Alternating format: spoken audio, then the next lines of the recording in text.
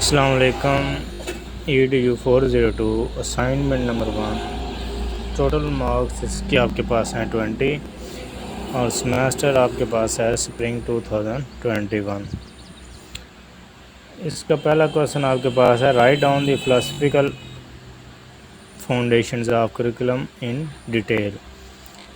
अब इसमें सबसे पहले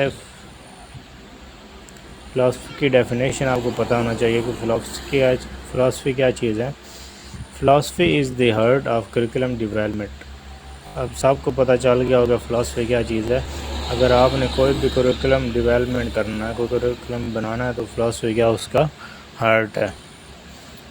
it helps educator in formulating beliefs, arguments and assumption and in making value judgments. Philosophy develops a broad look and it also helps in answering what schools are for, what subjects are important, how students should learn, and what material and methods should be used. Philosophy provides the starting point in decision about education in its totality. यानी कि philosophy जो है वो आपको इस काबिल बनाती है, इस तरह बनाती है कि आपकी हेल्प करती है कि आप answering word school are for, school जो हैं वो किस लिए हैं, कौन से सब्जेक्ट्स इम्पोर्टेंट हैं, how should students learn, school में स्टूडेंट्स को कैसे लर्न करना चाहिए, कैसे सीखना चाहिए, और मटेरियल क्या होना चाहिए, मेथड क्या, ये सारी चीज़ें जो है हमें फ़िलासफ़ी के ज़रिए पता चलती हैं। फ़िलासफ़ी हमारे इनमें हेल्प करती है। उसके बाद फ़िलासफ़िकल फाउंडेशन ऑफ करिकुलम क्या है, पहले इसके बारे में पढ़ते हैं। The philosophical foundation of curriculum helps determine the driving purpose of education as well as the role of various participants while all foundation to set goals of curriculum philosophy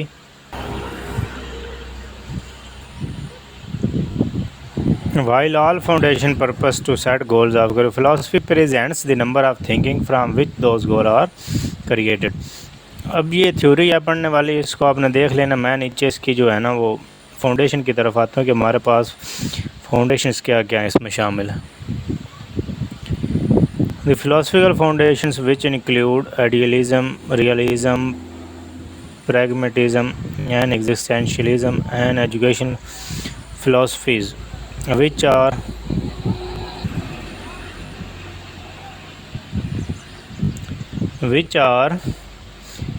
parallelism, essentialism, progressivism and reconstructionism. यानी कि हमारे पास इनकी जो है further इसको आप parallelism भी कह सकते हैं, एसेंशियलिज्म भी कह सकते हैं, प्रोग्रेसिज्म कैसे, और रिकन्स्ट्रक्शनिज्म भी आप इनको कह सकते हैं। पहले पढ़ते हैं हमारे पास आइडियलिज्म के बारे में। Idealism is considered one of the oldest philosophical system. Idealism को सबसे ओल्डेस्ट फिलोसफिकल सिस्टम माना जाता है। वो main proponent was Greek philosopher Plato. Idealism advocate those ideas found what is real and permanent. Idealism हमारे पास उन आइडियाज़ को, उन ख़यालात को, उन मेथड्स को, उन चीज़ों को फाउंड करती है जो कि व्हाट इज़ रियल बताती है कि रियल क्या है और परमानेंट क्या है। For example, ideas are the only true reality. Idealism also emphasises the spiritual component of man. Man is a spiritual being. Spiritual बोलते हैं रूहानी। आगे आपने फिर उसी तरह हमारे पास it would truth liberal to everyone, philosophy, literature, history, mathematics and foreign. इसके बाद हमारे पास दूसरी फाउंडेशन है रियलिज्म। रियलिज्म क्या कहता है, या realist school of thought is traced back to Aristotle. इसको किसने ट्रेस किया था, किसने फाइंड किया था, अरिस्टोटल, जिसको उर्दू में अरस्तु बोलते हैं। Another main Greek philosopher, जो कि एक बहुत ही दूसरा एक अच्छा अजीम philosopher. According to this philosophy, matter or objects that we see exist by themselves. For example, they exist absolutely with or without man। यानी कि वो चीज़ें इसमें पाई जाती हैं, मैटर हो गया, ऑब्जेक्ट्स हो गया, जो कि दे एग्जिस्ट एब्सोल्युटली विद और विदाउट मैन, यानी वो आदमी के बगैर भी चीज़ें जो हैं वो एग्जिस्ट कर सकती हैं। In other words, matter is not a construct of human mind. It includes logic and lesson that exercise the mind and cultivate rational thought. It would D 3 R। 3 R किसको बोलते हैं? पहले रिड्यूस, फिर उसको क्या किया जाता है? रीयूज़, और फिर उसको रिसाइकल किया जाता है। Science and the arts. चौथी आपके पास फाउंडेशन क्या है हमारे पास? Pragmatism. The main prominent pragmatism was John Dewey. इसको किसने प्रोमिनेंट किया था? जॉन डेव ने। Pragmatism emphasize that knowledge is a process that constantly changing। एक प्रोसेस जो कि लगातार या कुछ अर्से के बाद constantly change होता रहता है। knowing is considered a transaction between the learner and environment। it would teach problem solving and critical thinking in an active learning environment। इसके बारे में आपने लिख लेना, जो आप ये लिखना चाहिए, नहीं तो इंटरनेट से सर्च करके आप इसके बारे में अपना डाटा जो है। लास्ट वन आपके पास existentialism. According to Akinpelu 1981, existentialism is defined as the philosophy of existence. अब फिलोसफी ऑफ एग्जिस्टेंस यानी कि जो चीज़ें मौजूद हैं उनके बारे की उनकी फिलोसफी। एग्जिस्टेंस का मतलब है एग्जिस्टेंस, आपको मतलब इधर से इसको पता चल रहा है कि लाइफ बीइंग, जो चीज़ें रियलिटी में जो हकीकत में एग्जिस्ट करती हैं, मौजूद होती हैं। एक और सेंटेंस है जिसका नाम Sartre 1957 also state that man is nothing else but what he makes of himself. A person is there for free to choose as the type of life to live and in control of his destiny as individual is thus free to make choices and is responsible। यानी कोई भी चीज़ जो है वो अपने ख़यालात के अंदर individual एक अकेला मेक चॉइसेस, अपनी चॉइसेस बना सकता है, अपने ख़यालात को अपनी ज़िम्मेदारी खुद ले सकता है। It emphasizes that there are no values outside human beings and thus suggests human beings should have the freedom to make choices and then be responsible for consequences of those choices। तो ये 4 थी आपके पास हम जो foundation है किसकी? Curriculum की। अब आगे क्वेश्चन नंबर 2 है। क्वेश्चन नंबर 2 से जाने से पहले अगर आपने मेरा चैनल अभी तक सब्सक्राइब नहीं किया तो तनवीर ऑनलाइन एकेडमी के यूट्यूब पे सर्च करें, या अगर आप ये वीडियो देख रहे हैं तो इधर ही आप इसके नीचे रेड बटन पर क्लिक करके मेरा चैनल को सब्सक्राइब कर सकते हैं। क्वेश्चन नंबर 2, इसमें अब वो कहता है कि suppose you are curriculum developer, then what sequence will you use for curriculum development and also discuss all the element which are necessary for curriculum discuss. यानी कि आप एक कुरिकुलम डेवलपर हैं, आप एक कुरिकुलम बना रहे हैं, उसके लिए आपने क्या सीक्वेंस रखनी है, क्या तरतीब, चीज़ों को तरतीब कैसे देना है, और उसके बाद एलिमेंट्स कौन कौन से नेसेसरी कुरिकुलम के लिए।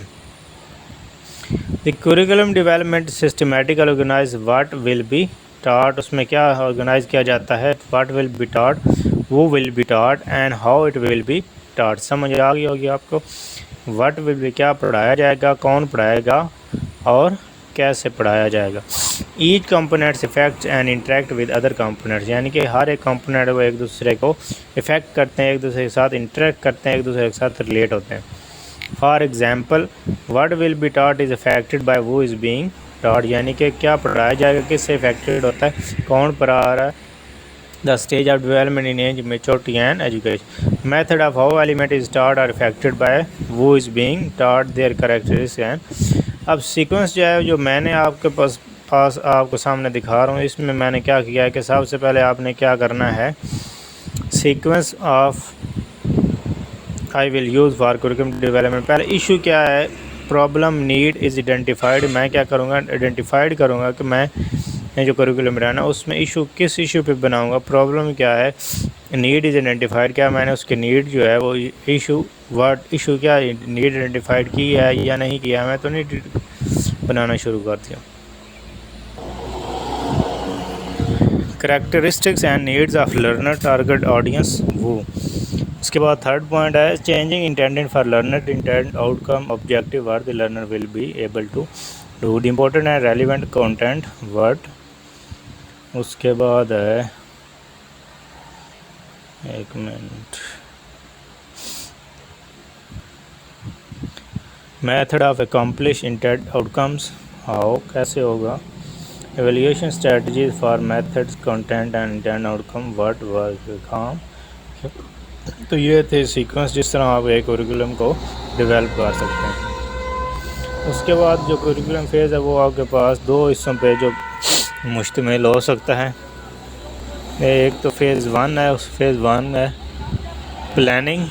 अब प्लानिंग में 3 हिस्से आ जाते हैं। The planning phase lays the foundation for all the curriculum development steps.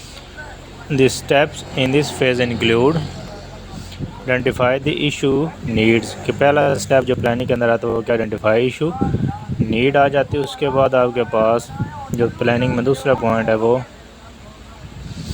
Form curriculum development team. क्या आपने अगर डेवलपमेंट बनाना तो उसके लिए करिकुलम डेवलपमेंट करना पड़ेगी।